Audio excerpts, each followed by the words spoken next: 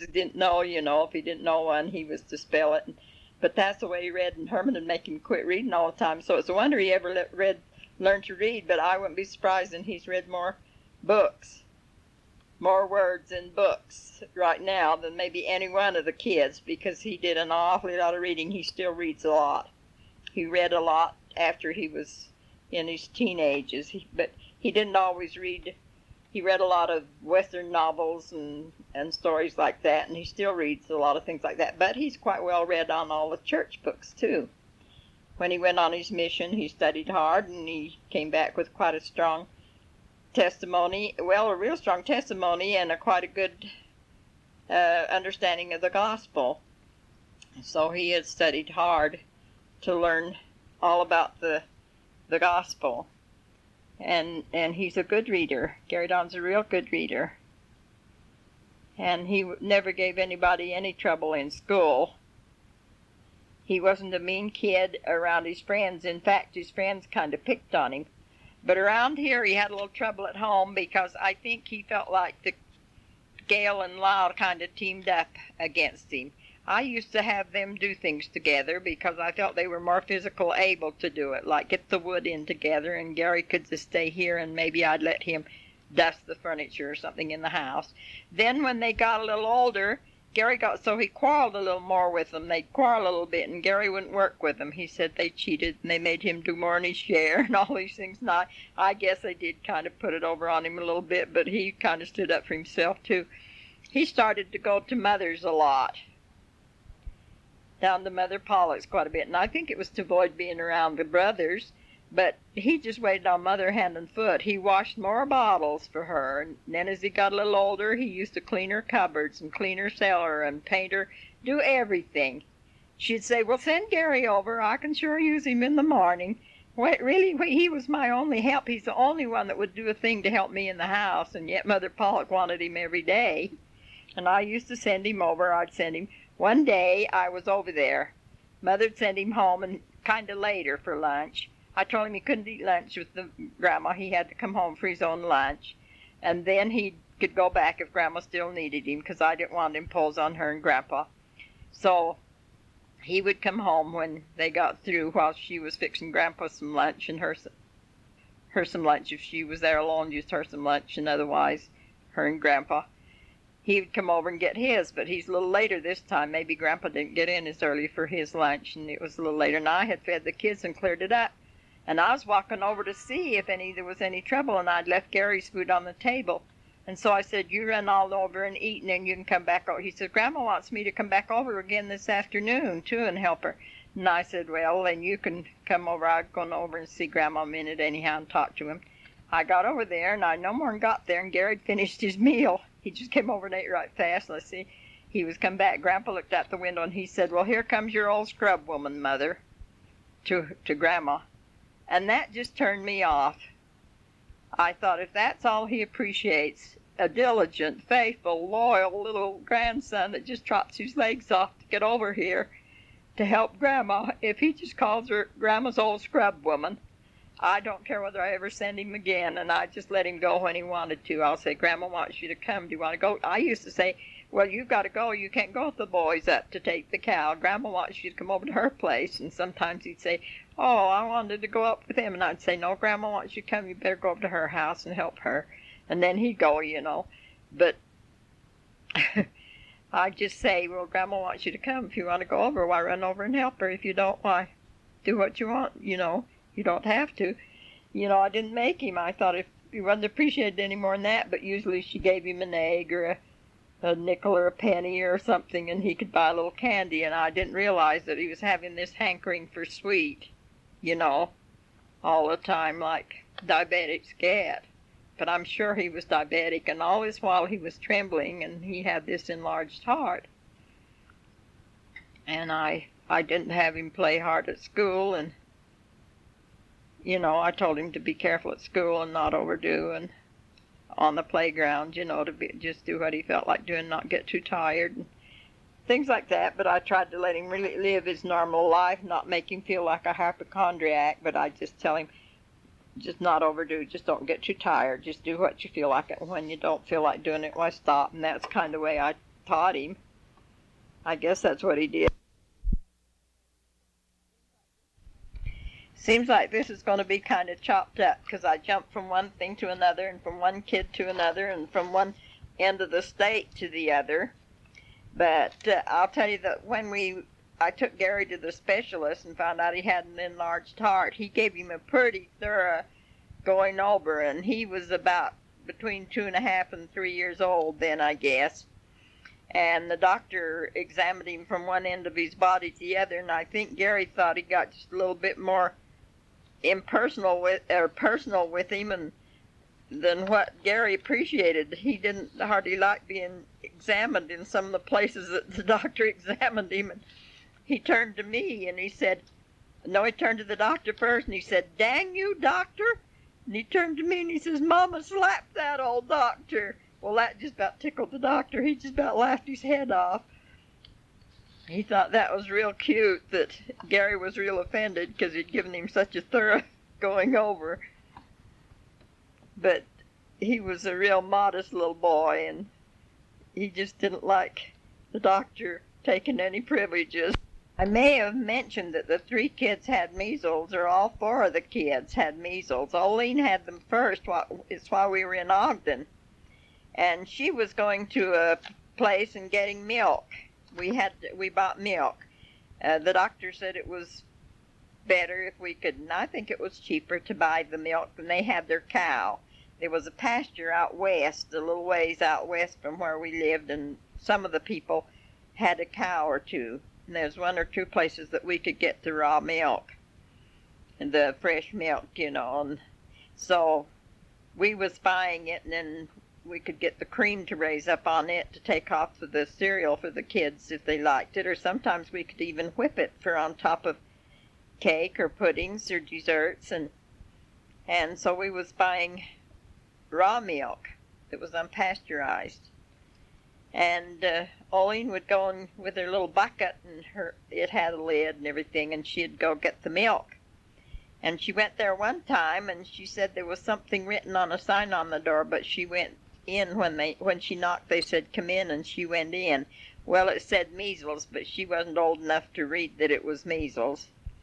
And so she went in, and I guess she got a good breath or 2 of measles, because it wasn't long until she had measles. And of course she had to stay out of school for a while, and I worried that she'd be behind, but she wasn't. When I wrote a note for the teacher to send any makeup work, she said Olene was right to leave her class and there wasn't any work to make up. She was out about 10 days and then was able to go back to school. And in due time, Garry and Gail and Lyle all came down with measles. Lyle was pretty little, but Garry and Gail was old enough to run around and play, and Herman, they didn't break out much. I knew they was getting measles. I could tell by their little measles smell breath and all about it, but I couldn't get them to break out very much. And Herman was talking to a friend out that he's working with out to 2nd Street, and he said, "Oh, the thing that you do, you get saffron at the drugstore. It's an herb of some kind, and make hot saffron tea and give it to him." He said it'll just break them right out. And I did, and it didn't break them out. It just put the measles worse than ever. It took the measles to their stomach. The hot tea drew the measles, and they broke out inside of their stomachs instead of coming to the surface. And it gave them upset all through their intestines, and the minute I'd feed them anything, any liquid or anything, it'd just come right through those kids. And Herman would say, "Well, give them more of that saffron tea. You're not giving them enough of that saffron tea." And I said, "Well, something's just making them so sick they can't eat anything." I said, "They can't keep anything on their stomach. And then what I do feed them, it just goes right through them." And, oh, I had the sickest kids with those measles you can imagine. I just had a mess night and day. I just had them on the potty chair all the time. Little Jeffrey, little Lolly boy, he was just in diapers or training pants, and I just had him all the time. It was hard to take care of him, and the other kids was just sitting on the toilet all the time, and it was the saddest thing, and they was crying. I remember them they saying, "Mama's starving us to death, Mama's starving us to death," and I didn't dare to feed them because it'd just go right through them. And I was trying to pour this saffron tea into him, and Herman was pumping it into me that I needed to be given that saffron tea, that I wasn't doing what I ought to with them, or they wouldn't be so sick. And I talked to the doctor. He said, that's the worst thing you can do. He said, you give cold in the stomach and keep the body warm. And that's all I knew. I never knew that, see. I was just doing the opposite thing, and it's a wonder I ever got those kids through that alive. I had the biggest trial of my life during those measles with those 3 kids. I thought I'd never survive that, and I was sure they wouldn't. But that just about broke my heart when they said, Daddy, Mama's just starving us to death. They'd beg for this and they'd beg for that, and I was afraid to death to give it to them. It'd just go right through them, and they was almost passing blood. It was just terrible. It was the worst upset like diarrhea I've ever had a mess of. And so I hope any of you, if you're ever around measles, do not give anything hot in the stomach. Give cold drinks in the stomach, but keep the body warm, and that brings the measles to the surface. I didn't do anything for Olene. She broke out good before I knew that she was going to get measles, and that's how I knew she had measles. And so that's what happened with the kids. Well, and then how Gail came to have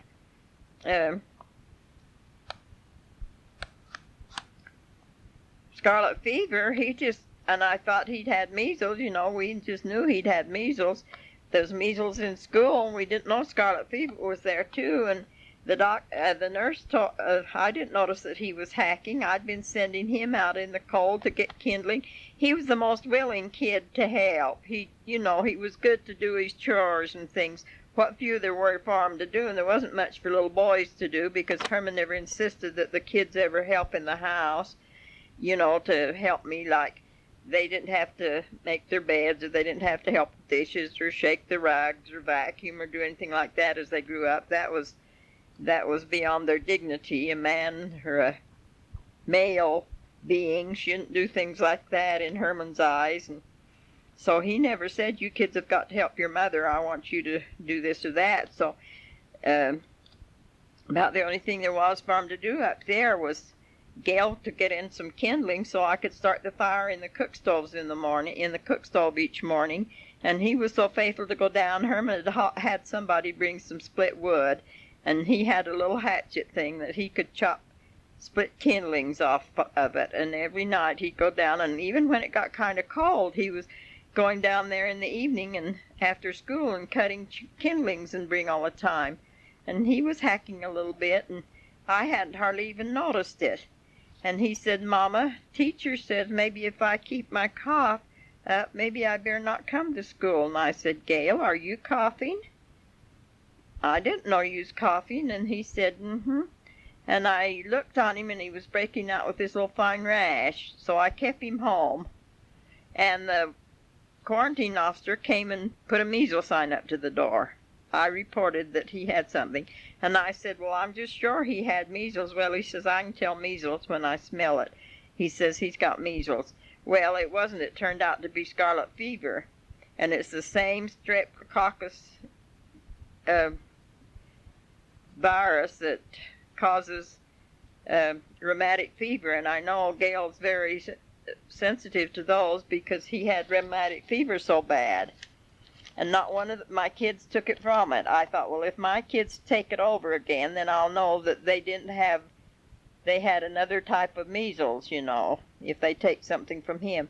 But in his little sleeper feet, it would just flake off. There'd just be handfuls of little fine, almost like sugar, come off from his little body, off of those, a little fine rash, that in the bottom of his little sleeper feet when each day, and I'd turn the feet wrong side out, and it was just like a powder almost in there that was coming off his body, and it was scaling up. He had such a high fever, and it was hard on his kidneys. He was passing urine in the blood or blood in the urine, and I got some niter from Mrs.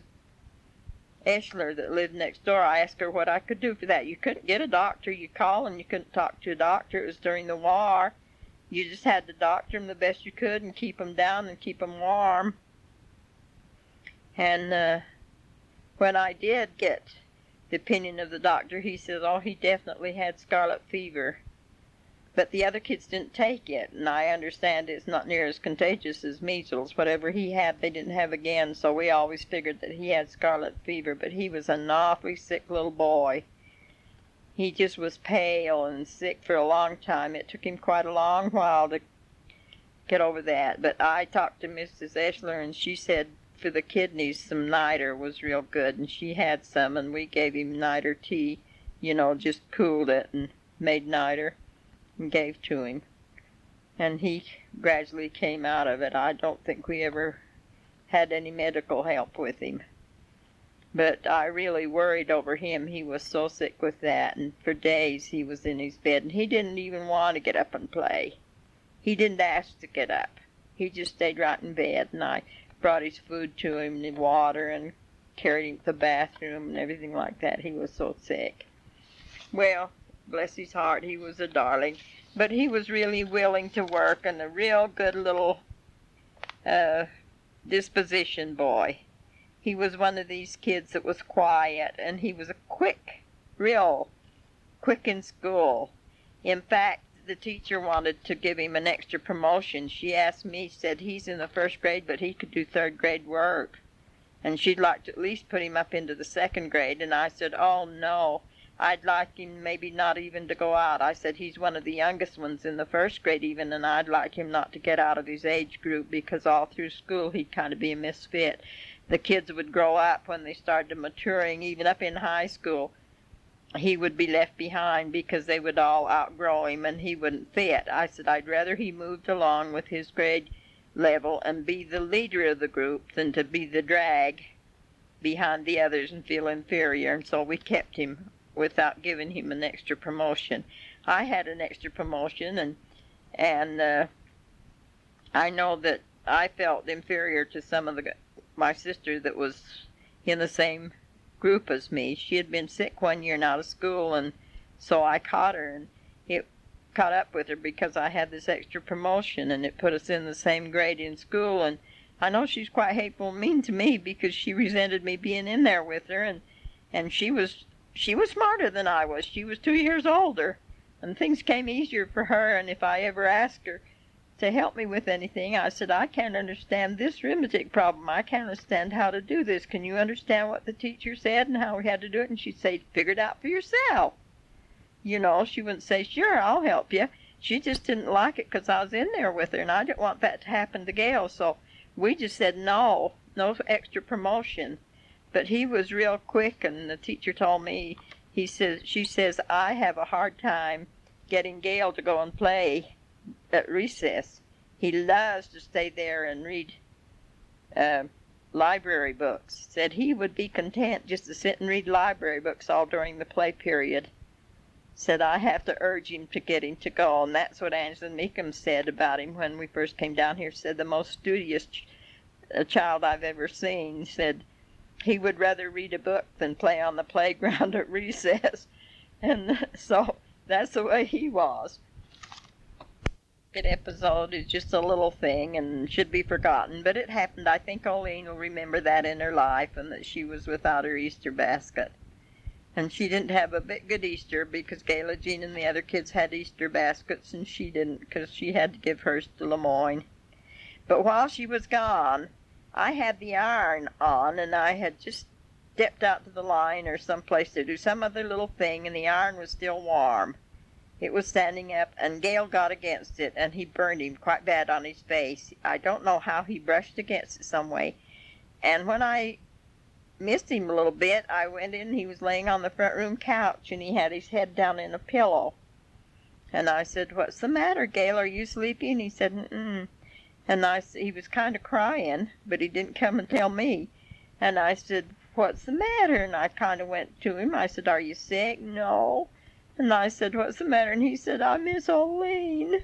I said, "Are you missing sister?" And he said, "Yes, he's crying 'cause he's missing sister." Well, when the truth of it came out, he's crying 'cause he'd put his face against that iron. I think he laid his face on it to see how hot it was. I don't know, and he'd burned a great big place on the side of his face on that electric iron. And I don't know, maybe he could remember why he did it and how he did it, and I don't remember whether he'd remember the incident. But anyhow, he still admitted, he still said that he was missing Olene was why he's feeling bad. We laughed quite a bit about this because when we were up to Ogden, we had a little toilet seat that we put on the toilet seat for the kids. And it was not really a little training chair, but it was just a small seat that we could clamp on the toilet seat when they needed to go. And on the back of it was the cutest little white frisky lamb, you know, and the green flowers and things. And the kids all, we called it their little lammy chair. But Garry couldn't say lammy chair. He would say Lanny. And he'd say, "I need my little Lanny on." And he called it his Lanny all the time. So when we got down here, they went to Sunday school, and one of the little boys there was named Lanny. Well, they thought that was the funniest thing because there's a little boy down here named Lanny, and their little potty chair, as they called it, the little Lanny potty chair was named Lanny up to Ogden. The kids had a lot of fun with the neighbor kids, and one thing up there, they didn't make any distinction in the ages of the kids. Everybody on Stevens Street, all on Stevens Avenue, played together, from about 12 or 14 down to 2 or 3. And if they could, there was a good show that they thought kids would enjoy in town, while some of the older ones would gather up all the kids on a Saturday and go to the matinee in the afternoon, you know. And it didn't matter if they was 4, 5, or 6, they'd watch them. The older ones would watch them, and they'd come and say, "Can we take Gail and Olene to the show with us?" Usually I didn't let any of the kids excepting Olene. She was about 5 and 6 and 7 and 8 at the time. In fact, she was 9 when we came down here. But during those years, they used to pick her up and take her to the show. I used to, on ones like Bambi and Snow White and some of those choice shows, make a real effort to go on the streetcar and take my whole little brood and let them see these cute shows that was coming for children. And I'm glad I did because I know they enjoyed them. But anyhow, they used to go in a group and go to these shows. And Olene went to the one that was called, it was something like Orchids and Old Lace. And she cried so hard they had to bring her home. It must have been a touchy show. She was tender-hearted. And they had to leave the show and bring her home for us. They wanted to see it through twice. What they used to do is go down there and sit and see them through twice. If they didn't get there when it first started, they'd just keep sitting there until they'd seen it clear through. But anyhow, and maybe more, when it started to play over until they got tired, and then they'd come home, and we'd always give them a little money for popcorn or candy bar or something to get there at the show house. And it was a little recreation for them during the war, because we didn't have a car to take them car riding, and they was quite tight at home, and they had to walk to school quite a ways, and they had to walk to church quite a way, and several blocks, you know, and they didn't have a car to go in. And they were quite tight at home, and so it was nice that they was so friendly and good on the street. And my little boys played gun and fight, you know. It was a lot of war stuff was going on. And some of the older boys, even 14, 15-year-old kids, would play, choose up and have war. And they'd play with rubber guns. They made these wooden rubber guns that shot elastics. And they would get up on our garage and shoot down and everything like that. And our little kids was part of it. Gail and Garry would run and hide and be part of it. And they had little pistols and guns, things, little play toy things that they played of it. And they'd fall down dead. And they just had a lot of fun with these older fellows. And they never hurt them or anything. They never said, "You're too little, you can't go." And if they got to running away too far and too fast for the little kids, they sometimes waited and helped them through the fences and through the places so they could go with the brigade. And it was really quite a nice sociable group, and I know a lot of them were in LDS because we never did see them at the chapel, but they knew all the kids on the street and they were friendly. Well, this Vera that lived next door, and she was about 12 or 13, and she was very dramatic. Her mother was having quite a problem with her right at that age. She was almost starting to grow up, and she was quite uh, em- uh, emotional and touchy at the time, and she couldn't get along too well with her mother. She'd come over to my place quite a bit, just really teed off, and I'd tell her, "Oh, Vera, just be so kind and good to your mother. When I was your age, I didn't even have a mother." And she'd kind of say, well, she'd get mad because her mother would make her do things to thorough. Sister Eschler was such a neat, thorough person, and Vera wanted to slop through her work, and her mother wanted to hold her down and make her do it good, and Vera wanted to get through and go do the things she liked to do, and they kind of had a little friction there. And she'd say, "Oh, nothing I do suits her. I can't wash the dishes good enough to suit her, and I have to keep doing them over, and I can't wash woodwork. I can't do anything that pleases her." And I said, "Well, because she wants to teach you to do it right." And Mrs. Eschler told me, says, "I don't know what kind of a spell you have over our Vera, but she says she can go over to your place just meaner than the devil. And she says she comes back just an angel. I don't know what you do to her over there." I think I just kind of explained to her, what it was like to lose your mother and not have her, and how much she needed to love and appreciate her. And she said, "I really appreciate it." She says, "When Vera gets real mean," she says, "I'm just glad when I see her going over to visit you, because I know she'll come back and we can live with her for a while." But Vera was real talented in dramatics, and she was always wanting to take the latest hits and songs and make plays and things out of it, and then involve all the neighborhood kids. And she'd get sheets and things and make stages and things in the garages, and get old chairs and all the chairs in the neighborhood that they had on their lawns, line them up and get people. And she'd even come invite us to come to her show. She'd get the kids singing these little songs and things and doing dances and all the neighborhood kids was down, and they're supposed to costume up, and she'd come and want to know if we had this or that we could dress Olene up for this, or we could dress Gail up for that. And one time she was doing this Toodaloo-Lumma umbrellas to sell or something, and it was a rainy song, and she had a lot of rainy songs in it, and she had it over in the Murray's garage, or right across it was over in the Carters. They had a garage, and it had underneath it had a kind of a attic on top of the garage where things were stored up in there. So she got up in there with the holes. She had them with umbrellas and things, but she also had an audience of a lot of the younger kids. And she got up in there, and she thought it'd be nice to have actual rain come on their umbrellas with their umbrella song.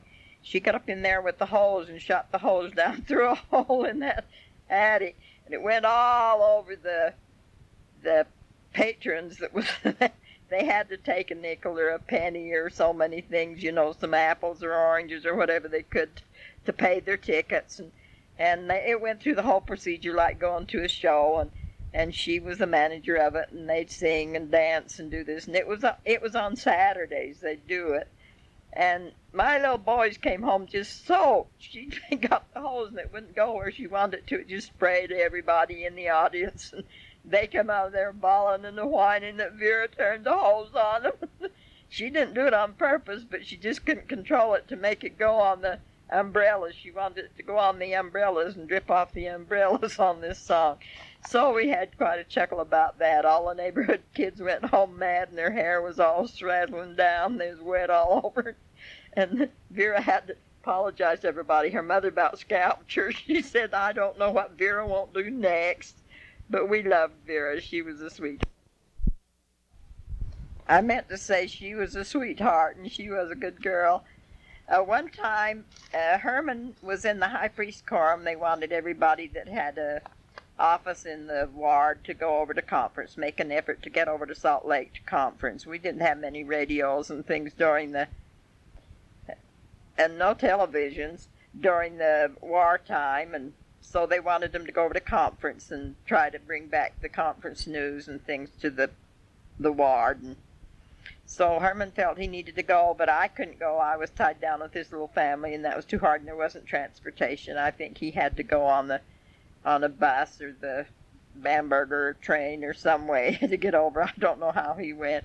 But anyhow, he managed to get over there. And while he was gone, we had to, I think they went Saturday and stayed Saturday and Sunday, because I know we had quite a spell without anybody there, and Vera thought that'd be a good time to put on Sunday morning. It'd be quite a good time to stage what she had in mind.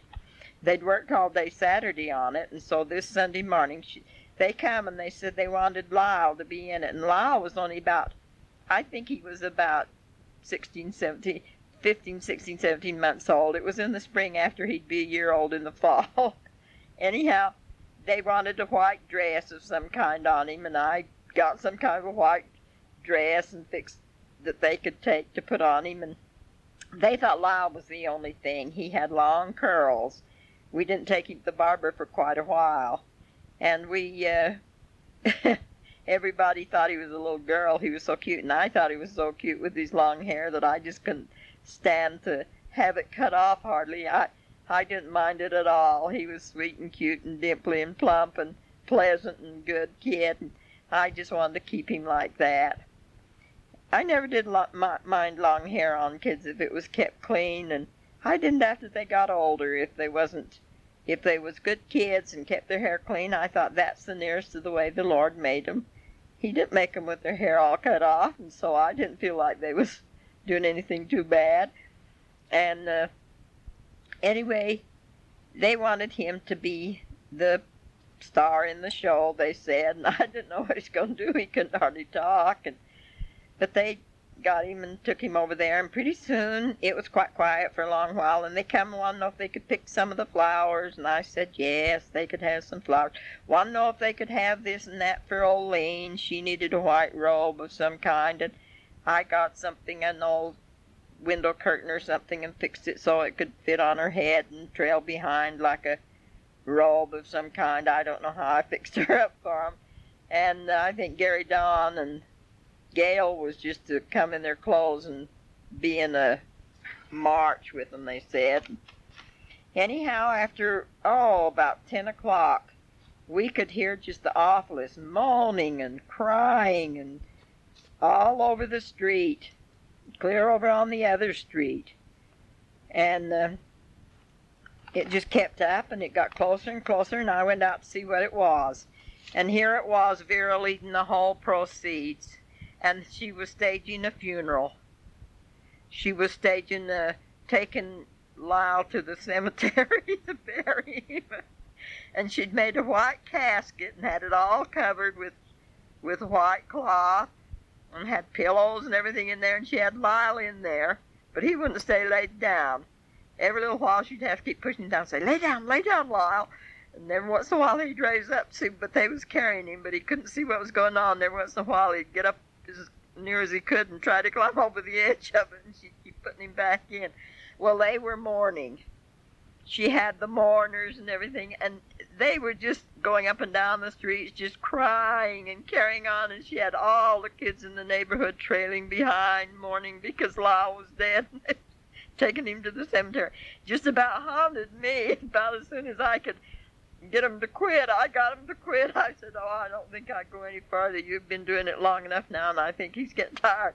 I kind of got, he heard my voice, and he began to cry. He didn't want to stay in there any longer, and it kind of broke up. But she did some funny things, and the kids was all included in it.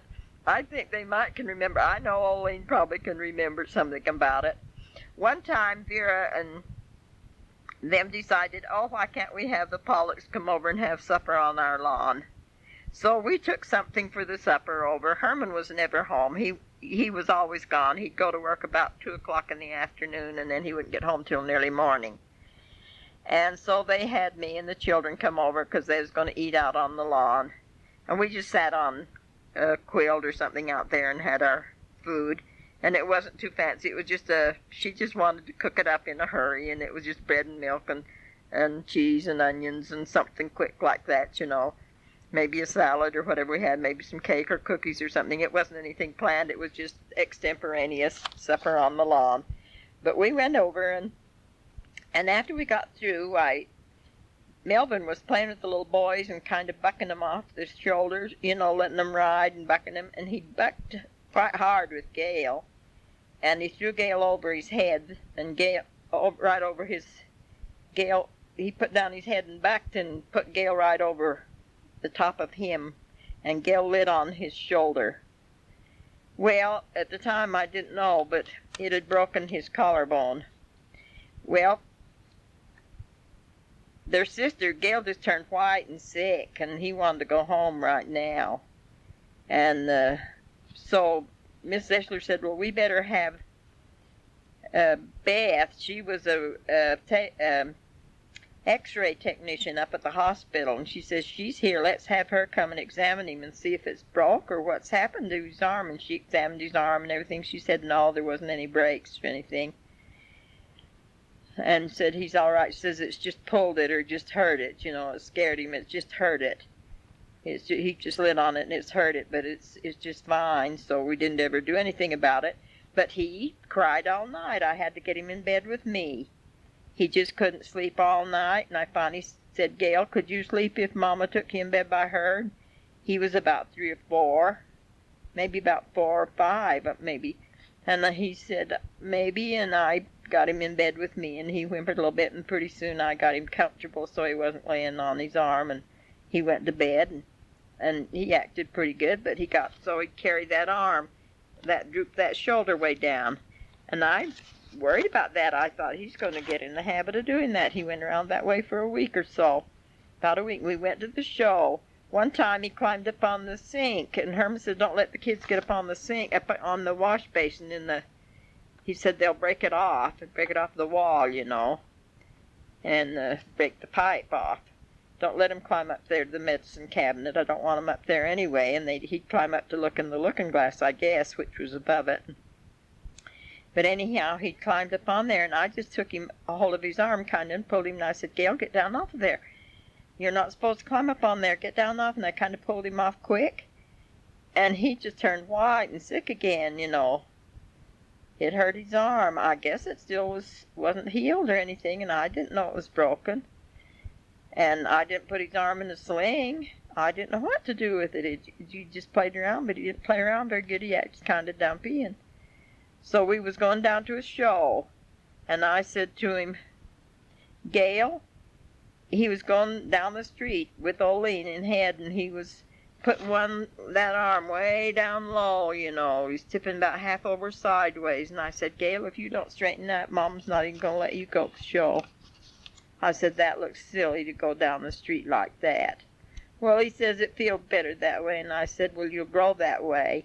Don't do that. I said, straighten up, and I didn't realize that he had a broken collarbone, but I know he did, and I know that it knit together a little bit crooked because after it finally, must have knit together some way because it made a little lump, a little ridge where it knit together. It must have lapped over a little bit.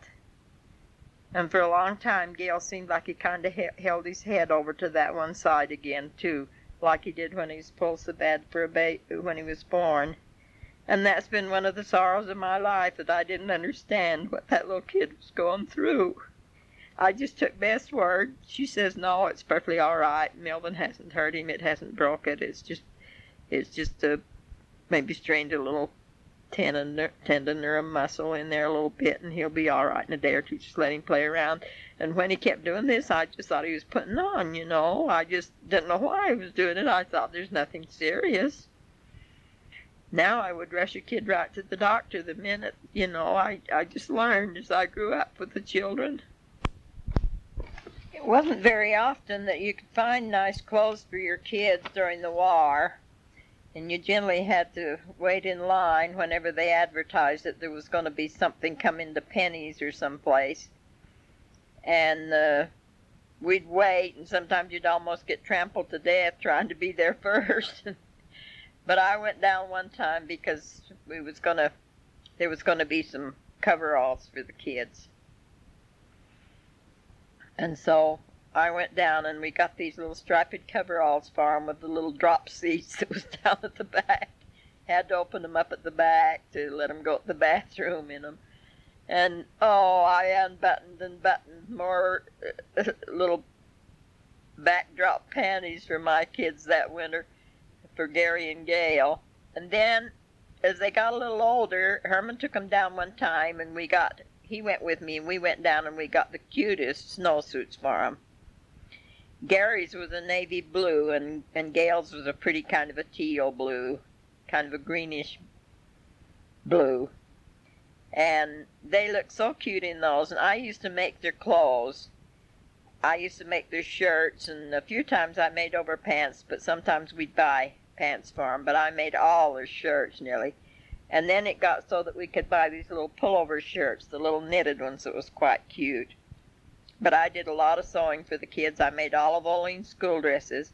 The picture that I've got, I made the two shirts that the boys have on, and I made Olene's dress. But that isn't the natural color of them. Gary's shirt was kind of a soft, dusty rose color, and Gail's was kind of a brownish golden color. And Herman bought them some suits, some suit coats and pants, and that was what they had for their picture taken in. And Lyle's was a little botton suit, and it was kind of a maroon color with a little striped shirt, the little maroon pants that was knit, and the knit shirt that was yellow and red and orange and stripes in it, and he looked quite cute in that. But one day I came home from primary or someplace where I'd been. Herman had been watching the kids that afternoon for some reason, I don't know how. But I don't know what happened to the other kids, but when I came home, he had taken Lyle to the barber shop and had all of his curls cut off, and here was Lyle. He turned from a cute little sweet cherub-looking child into a tough, rough, bouncy little boy, and he just seemed like he never was the same kid again. I just sat down and cried. It just never did seem like the same kid. He just seemed like a tough, tumbly kid after that, a boy.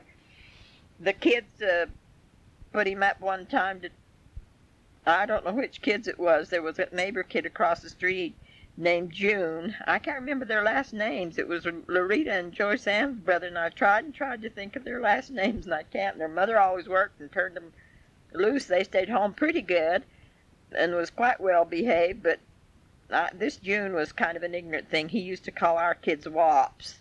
I don't know why, but he called us the wops. He just was smart aleck. He just a snot-nosed kid about 9 or 10. And he got Lyle to go over and pull up somebody's radishes and things out of their garden.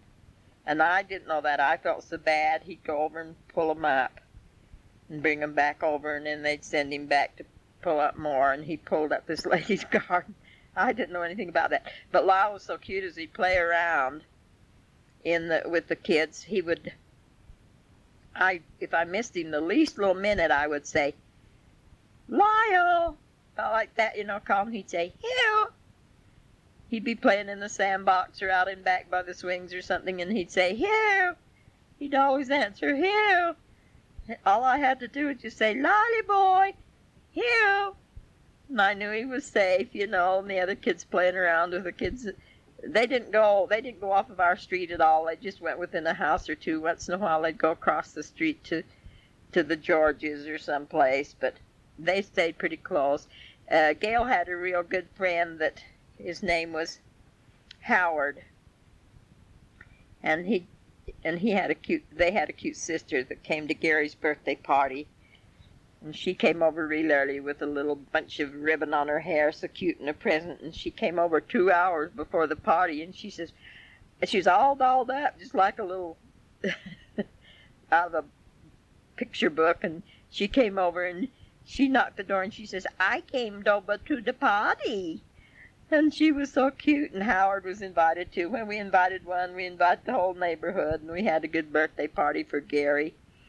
And but Howard used to call all the time for Gail to go to school with him, to walk to school. And he'd come over, and he'd just come to the back door, the kitchen door, and he'd sit on the back step. He didn't ever come in hardly. He'd come in and play when he'd come to play.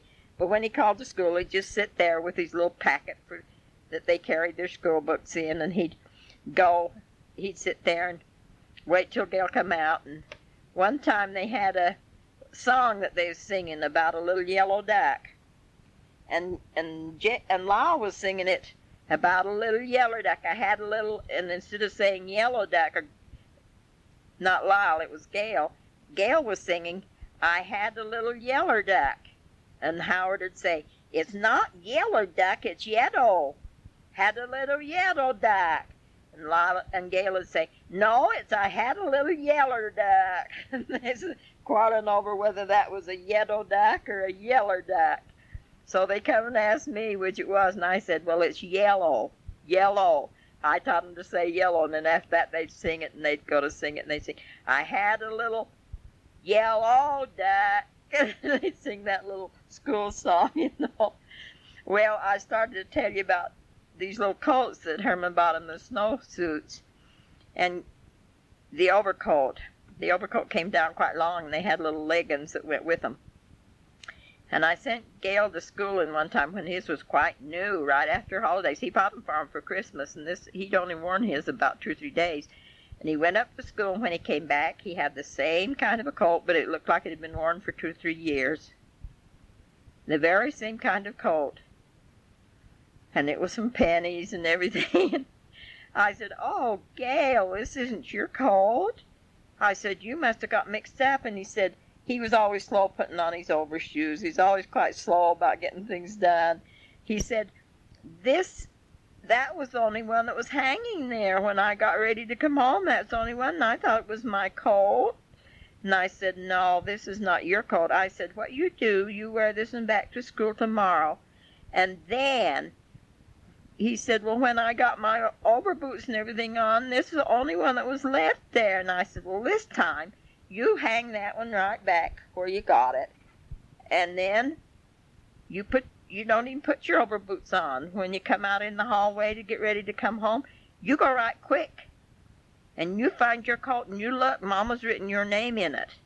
I said, you'll see where Mama's written your name on that little tag in the back.